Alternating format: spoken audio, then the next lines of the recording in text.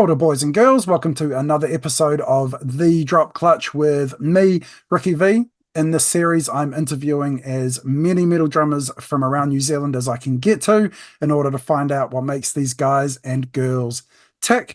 Now, my guest tonight is a fucking super dope drummer, as they all have been. I have Will Highsted of Locked In Stasis. Will, how are we doing, man? I'm going good, man. How are you going? I am fucking fantastic. So awesome and honored to be chatting with you, man, for real. Yeah, you too, man. It's awesome to be on. Oh, thank you so much. So, to get us started, why don't you tell us a little bit about yourself? Tell us a little bit about Locked in Stasis. Give us a rundown, please. Yeah, so Locked in Stasis started, I don't know, it started as a little project that I just wanted to get back into drumming. I hadn't been drumming for probably like 6 or 7 years. Wow. Sort of put the sticks down for a while and I was like, okay, I need to just get back out there. So I went to a jam session at my mate Hayden's place. And yeah, there was just another guy there just jamming out on guitar. And I was like, oh yeah, have a little jam with him. That ended up being Marty, the guitarist that writes all the songs now. But he we sort of had this jam, didn't really do anything after that. And then he hits me up probably a few months later and he's like, oh, I've got this band that I'm in and we need a drummer. And I thought of you since that jam. And I was like, oh yeah, no, I'll check it out. So I went along. There was already bassist, guitarist, vocalist, another guitarist, and they were just missing me. So I was like, oh yeah, I'll give it a go. We had a couple of practices. We just didn't really get along. It seemed more like and it wasn't for me as well. It seemed more like a sort of like a session spot rather than a way to sort of let your creativity flow. So I was Oh, like, oh no, I'm sort of out. Marty was out as well. So we're just like, fuck it, should we do something on our own? Yeah, sweet. So we grabbed the bassist from that same project, and that's Brendan. And then he came along, and then we were just like, all right, let's find a vocalist, find a guitarist, start jamming, see where it goes. And that's the birth of Locked in Stasis. It was, yeah, me and Marty just wanting to get back on that horse. well, moving on. Um, Getting a little bit more focused on you and your influences. Can you tell us who some of your favorite drummers are and whose style has influenced your playing the most, please? Hmm. I did have to write some of these down because I was like, I didn't want to just name drummers that I listened to in recent years. I sort of wanted to go through the years. Sure. So before I got into extreme metal, it was definitely thrash metal. Um, Obviously Lars Ulrich, first four albums, that sort of stuff. Mm, Um, this may be a bit blasphemous, but I was never the biggest Slayer fan, so I never really got too much into Dave Lombardo. I just didn't give them much of a listen. So, okay. but I did go the route of Megadeth and Anthrax. So Nick Ah, Menza, okay. Oh, bro. and is it Charlie Benante? Uh, yes. Is that his name? Yeah. Yeah, from Anthrax. Yeah. Yeah. But Nick Menza definitely like Rust in Peace album was a Oh, big influence for me with the way that I approached incorporating toms into the way that I play my music. sure. Not just using them for fills, but for a bit of flavor as well. Mm, absolute Um, precision. Absolute yeah. precision. Fucking hell. Um, then my mate Joel was actually the person that got me into extreme metal. He had this little iPod shuffle. Um, and because we both got into metal around the same time, but he just went straight to a lot of the extreme stuff. So he ended up showing me some stuff on his iPod, and when we were driving, well, we were coming back on the bus from school or wherever it was one time, and I was like, he knew that I didn't really like the growling vocals and all that sort of stuff. He knew that I was still back in the thrash metal um sort of stuff.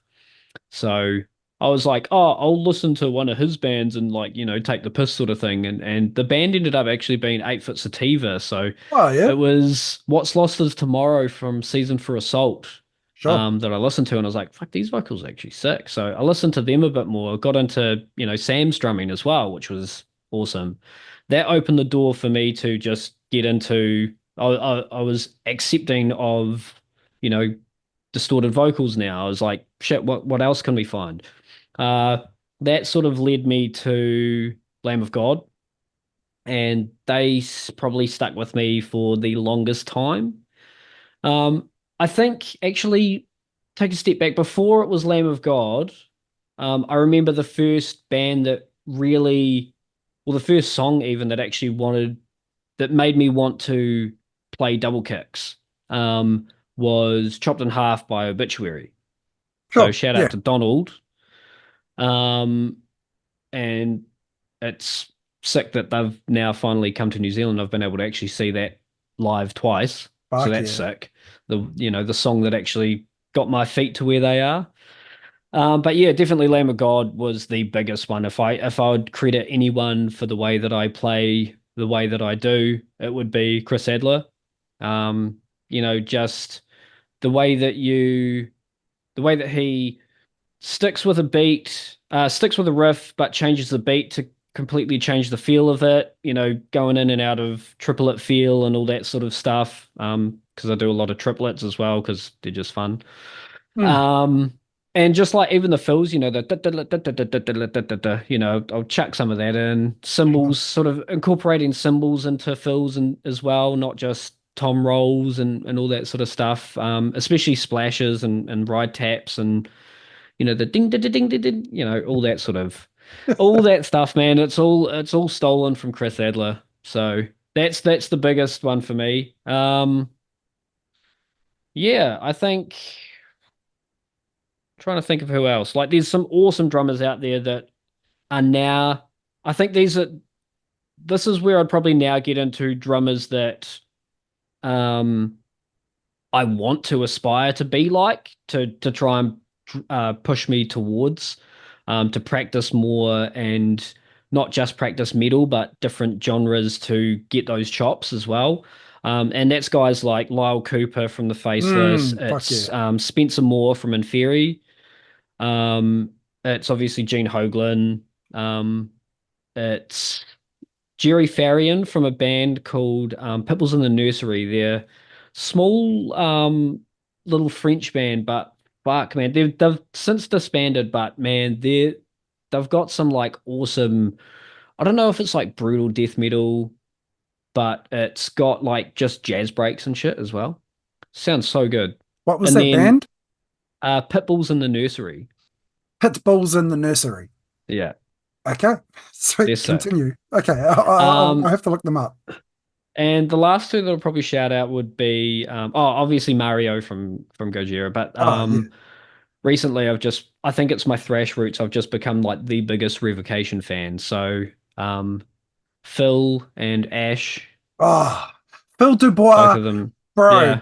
Yeah. Scorched Earth Policy Oh, is the live video where you're just brr, seeing brr, da, da, da, yeah. da. And Oh, you can see oh, Dave in like the background just like watching him after he's done that drum oh, fill. So bro. awesome, man. That playthrough fucking changed my life, man. Oh, dude, I'd probably watch it like once a month, eh? Absolutely. It's fucking literally like not Ash Coates. The drummer Yeah, Pearson? yeah, the new drummer. Yeah, Ash Pearson. Pearson. Yeah, He's I think phenomenal. so. Absolutely. Yeah. It's whatever, Ash somebody. He is phenomenal. Don't get me wrong, but that whole Deathless album and in particular Mm. Scorched Earth Policy, fuck, I hope that's the name of the song. Yeah, Is yeah, it is. Yeah, is it is. just Yeah. like, bro, the things he did, and he was only like early 20s and he's Yeah. doing that shit. And I can't play that good now. And Nah, yeah, so he's jiving, man. oh bro, big into that. Fucking Yeah. fuck yeah. It was tasteful, but yeah, it added it was like, I don't know, he was just drumming for the drummers, eh? I think. Must have been. Must have been. Because Mm. it was, yeah, It's wild. porn for us, man. It really is. It really is porn for us. Absolutely. Mm. Well, Then moving on, um, I have a feeling that I know where you're going to go, but maybe not. Can you tell us what has been your favorite drum performance that you've seen live, please, Will? Oh, that's hard. This was something that I struggled with as well when I was thinking about it, because I was like, because I recently flew to Oz just to see Revocation play in Melbourne because they weren't coming to New Zealand with Suffocation. Oh, So being right up the front and watching Ash play all these songs that I absolutely love was something else. Um, but I think objectively the best drummer that I have seen live performance wise, like this dude made me like drop my jaw to the floor for the whole time that I was watching it, and I'd never listened to this band before. And it's a Australian band that came over. Jacob Sisson brought them over. It's Wallet Inspector. okay. And his Just name is recently, David right? Parks. Yeah, yeah, yeah. So he brought him over for I think it was Ritual Division. I think so. David Parks, dude, he's fucking crazy because they're playing like oh what I don't even know what they're playing. It's like kind of mathcore, I guess proggy stuff, but it's just like all over the place. And he's just playing these crazy time signatures, but so in the pocket. And he looks so relaxed. There's no stress on his face. He's having fun. He's looking at everyone, sort of smiling and stuff. And it was just like this dude is seriously like one of the greatest drummers I've seen live. I've seen, Kettle Decap and shit. There's fucking speed and precision and technicality, but this dude was just, I don't know. I guess being a drummer and watching that sort of stuff, you appreciate it a lot more than non-drummers. Sure. So yeah, it was just as I said before, it's just he was just playing porn for me pretty much on that stage as well. I was just a live porn reenactment. Great. Well, with that, we will move on. But focusing in a little bit more on you, Will, how this is a little bit more of a difficult question for people to answer, which is exactly why I keep asking it. How would you describe your style? Yeah, definitely thrashy. Um, definitely groovy. All my stuff that I've stolen from Nick Menza and Chris Adler have never really left me. I'm still trying to grow and put more, um, I don't know, put more of myself into that sort of stuff. Just what I feel comes naturally to me. I can't remember who said this, in the timeline of drummers in the world, but I think it's been said a few times. But I think my style now is I'm trying to write riffs on the drums. I just want to riff. I don't want to stick with just playing a beat for too long. Um, I don't want to just play a beat broken up by a fill, broken up by, a beat and a fill. I'd sort of, I like those little embellishments.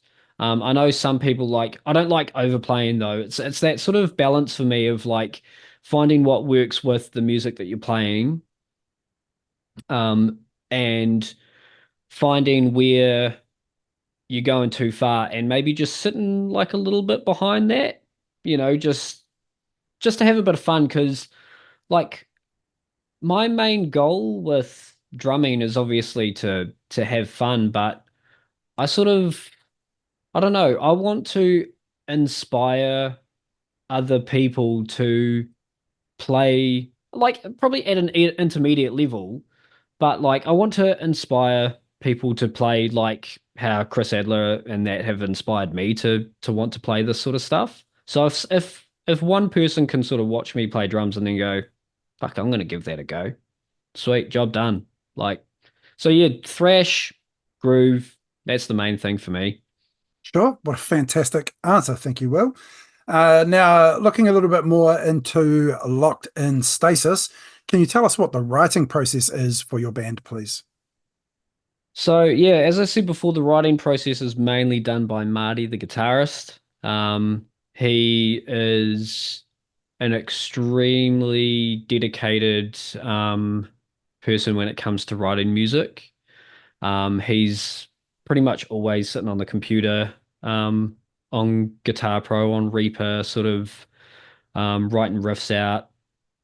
putting drums to them, putting you know, MIDI bass and MIDI drums and all that sort of stuff to them. And um and yeah, and then he'll present that to us. Sometimes I've come to him and gone, hey, send this stuff to me, but mute the drums because I kind of want to listen to it with fresh ears before hearing your interpretation on it.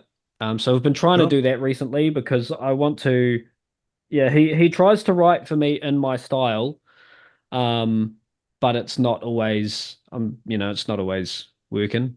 Sometimes I'll be like, I don't like, guitarists writing drum beats. It's always fucking stupid. Um, so yeah, he'll write the riffs, bring that to us, and we'll just either send it back and forth between Guitar Pro sessions when we're not able to link up. We're actually in the middle of changing our writing process though, Oh, okay. just because we want to have a bit more of a band um, sort of influence, like every one of us. It's still hard when, the drummer can't really write riffs or play guitar like the guitarist.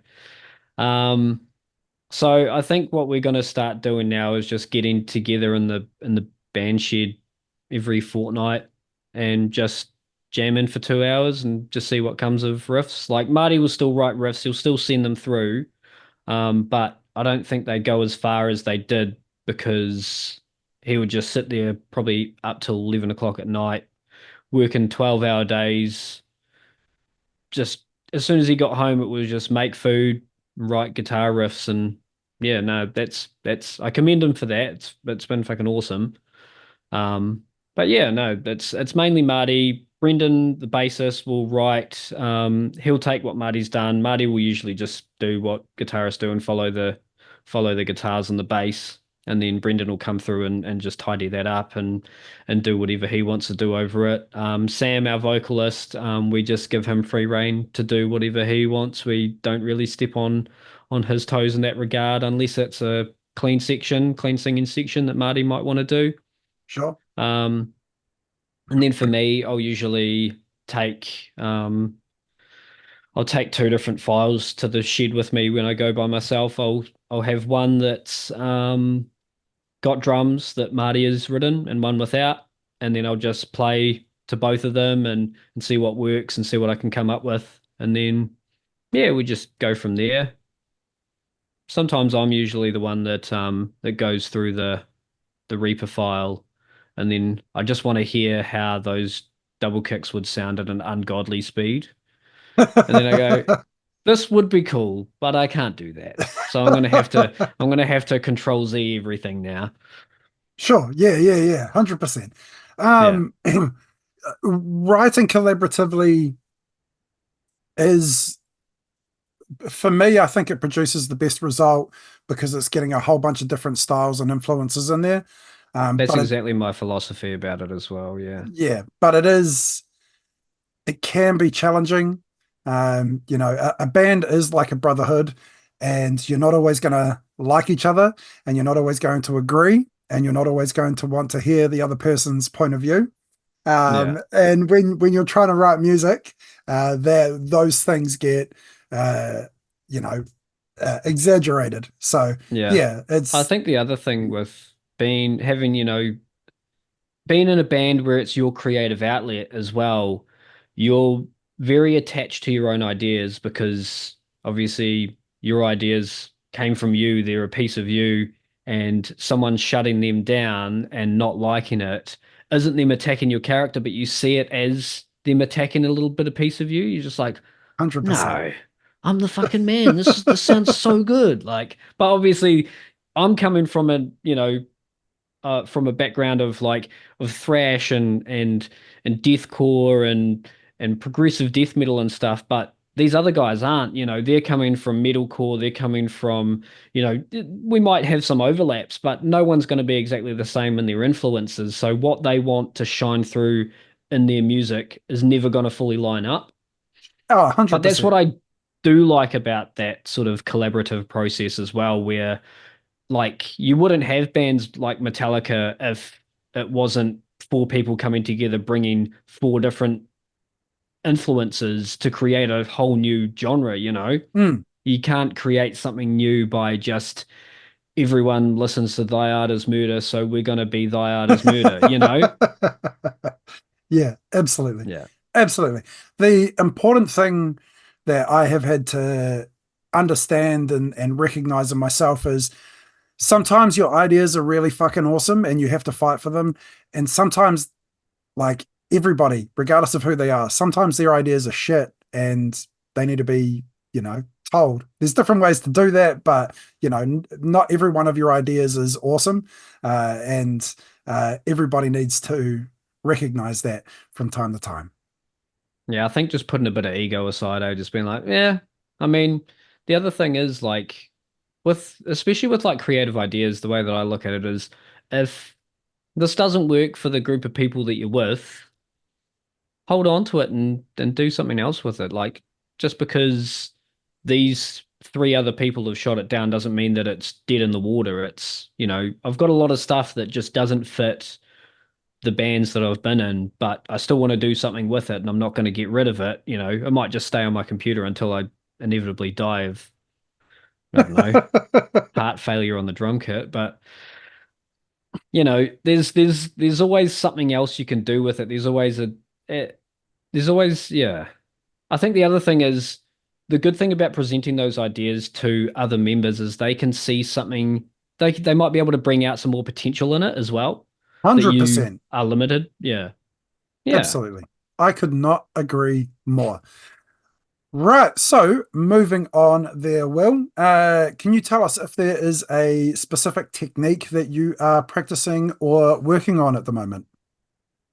Yes, there is definitely one that I'm working on, and that is blast beats. Um, Being into, you know, bands like Lamb of God and stuff, I didn't really pay too much attention to them because they just weren't in the forefront of that sort of style of music. They were obviously there in some sort of songs, but yeah, it's not like Kettle Decap. It's not like, yeah, other bands that use them quite a lot. So now I'm getting into that sort of stuff. So I'm a bit behind, and you know, same with the whole stack situation where I was lacking information that was there in front of me. I always thought the blast beats were everything all at once. You know, there obviously are bomb blasts that are everything sort of going together, but I never knew that traditional blasts were actually, you know, The alternating 16th, yeah.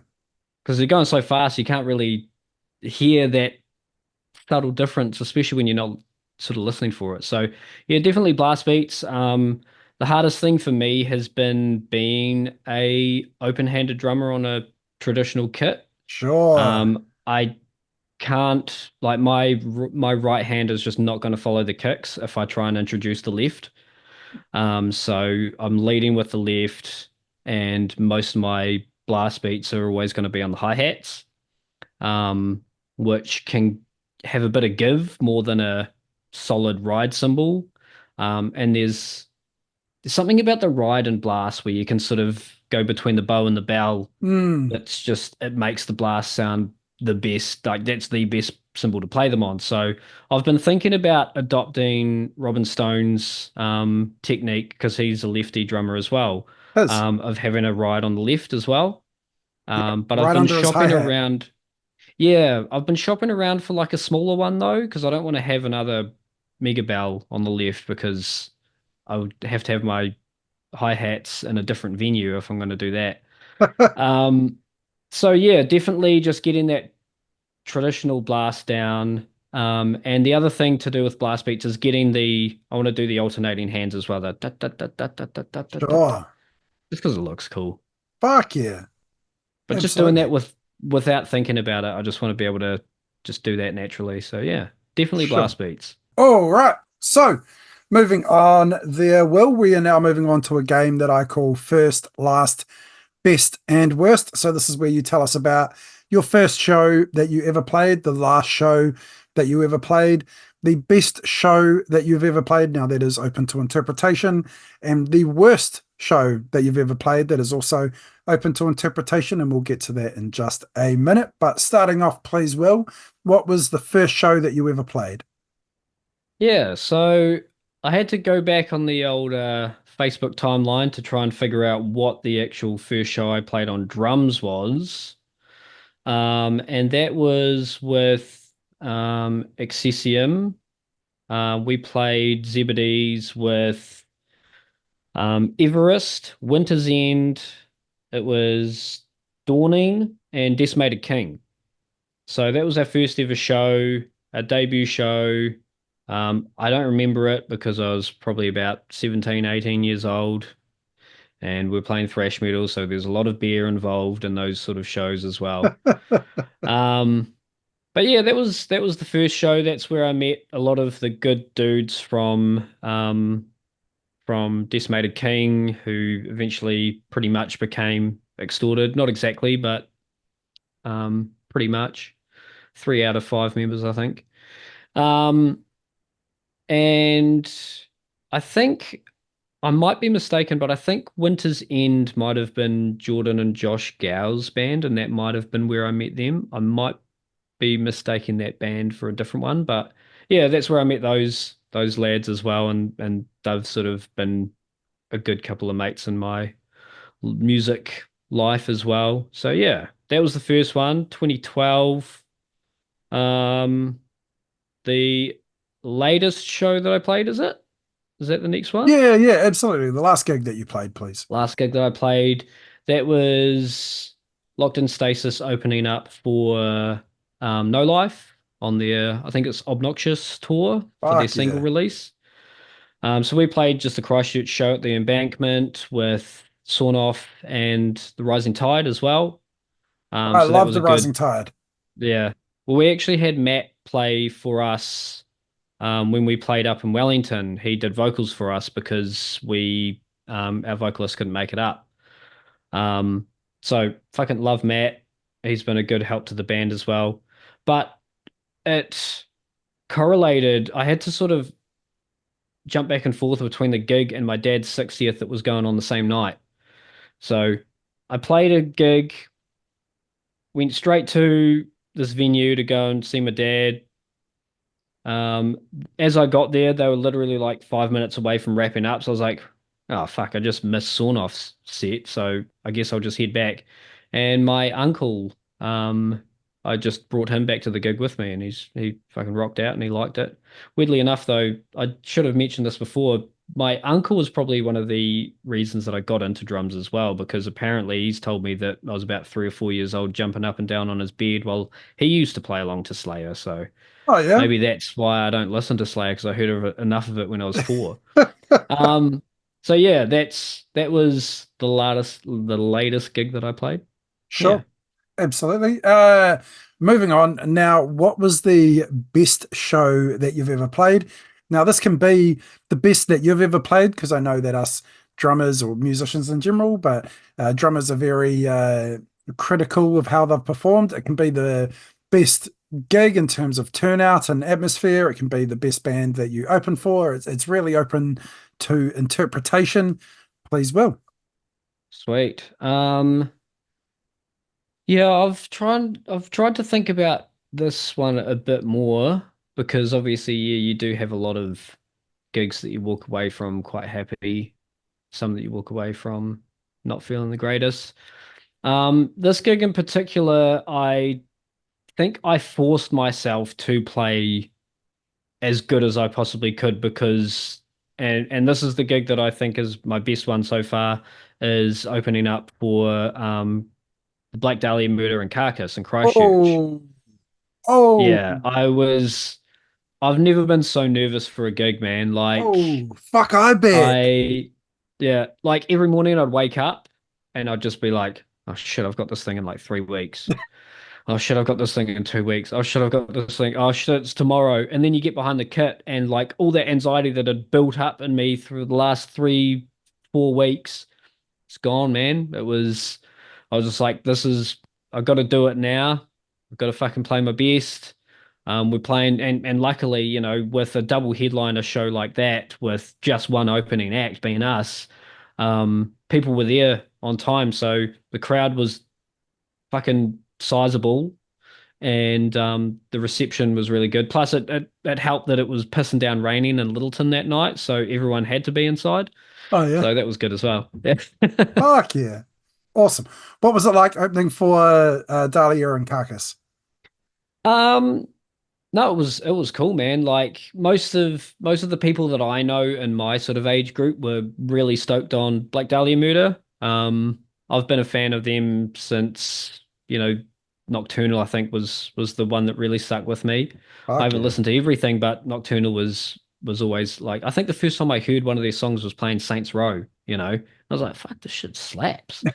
So so that was awesome. But I love Carcass, man. I love melodic death metal, riffs for days, harmonies, and all that sort of shit. So I was really enjoying them as well.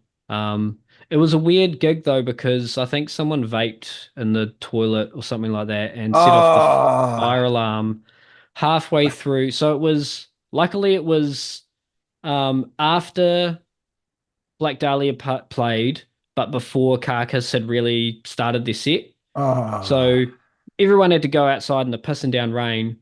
Um, I took advantage of the situation and I got a couple of signatures from the Black Dahlia boys while they were all shirtless outside in the rain because they couldn't grab any gear. And I was like, "Hey guys, can you sign this, please? Thank you." But no, that was awesome, man. Like being up front for these shows as well. Like, finish playing, grab a beer, and then you're just seeing two amazing bands right after, and your adrenaline's still going. So you're just, I don't know, it's something else playing a gig like that. It's just something else. So fuck yeah. Could not agree more. So, moving on to the last one. This is the worst show that you've ever played, Will. So, this can be the worst that you've played. This can be the worst moment. This can be the worst kit that you've played on. I've had a couple of those. This can also be the funniest thing that's happened because, you know, anything can happen at a gig and sometimes they're fucking hilarious. So, please, worst moment or worst worst show. moment is, yeah, the worst show that I've played, I think has to go to my last ever time performing with Excessium. So I left the band because just shit was going on. No, yeah, no dramas, but like just didn't feel like doing it anymore. And we, I quit the band like 5 days before we had a gig. So Oof, that wasn't like really good for the band. oof, It was a bit of a dick move back then, but just a little um, bit. yeah, but it was the first time Excessium not playing at Zebedee's. So we are playing at Churchill's or Club Tavern, whatever it's called. Goes by two names in Christchurch. And I can't remember what bands we were playing with, but our mate Diego decided to step up and learn all the songs in like 5 days, which he did fucking well with.